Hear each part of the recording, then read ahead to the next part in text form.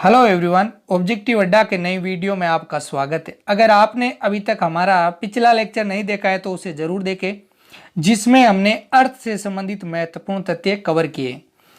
आज हम जिस ग्रह की बात करेंगे वह ग्रह है मंगल।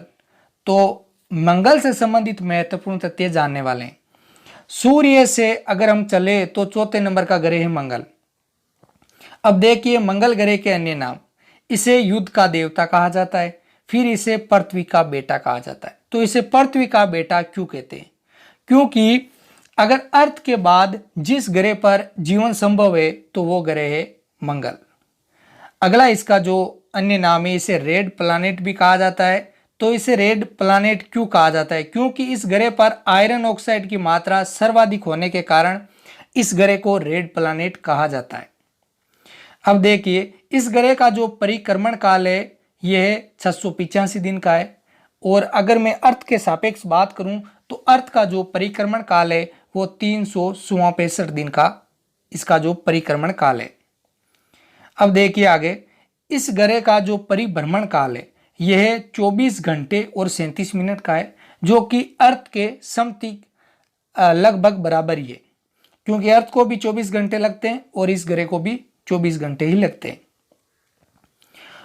इस ग्रह का जो झुकाव है वो है 25 डिग्री के कोण पर और अर्थ का है 23.5 डिग्री के कोण पर।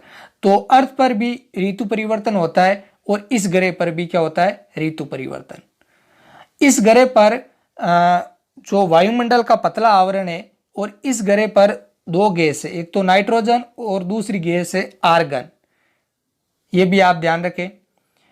इस ग्रह पर दो उपग्रह, एक तो है फोबोस और दूसरा है डीमोस। डीमोस जो कि सौरमंडल का सबसे छोटा उपग्रह। तो फ्रेंड्स ये भी आप ध्यान रखें कि जो सौरमंडल का सबसे छोटा उपग्रह है वो है डीमोस। अब देखिए आगे चलते हैं।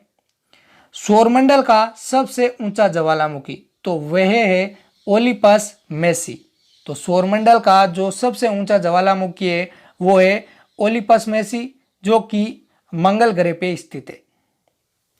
और सौरमंडल का सबसे ऊंचा पर्वत जो कि निक्स ओलंपिया है, यह भी मंगल ग्रह पे स्थित है। यह जो माउंट एवरेस्ट है उससे 3 गुना ऊंचा है।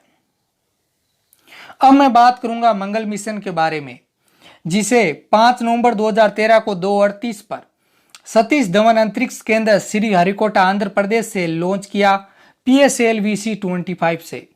24 सितंबर 2014 को यह मंगल पर पहुंचा।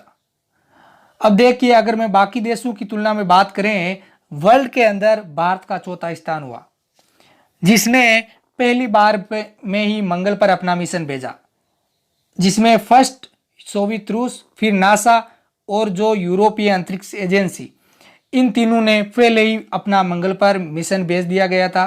उसके बाद चौथा देश बना था भारत, जिसने 2013 में लॉन्च किया था।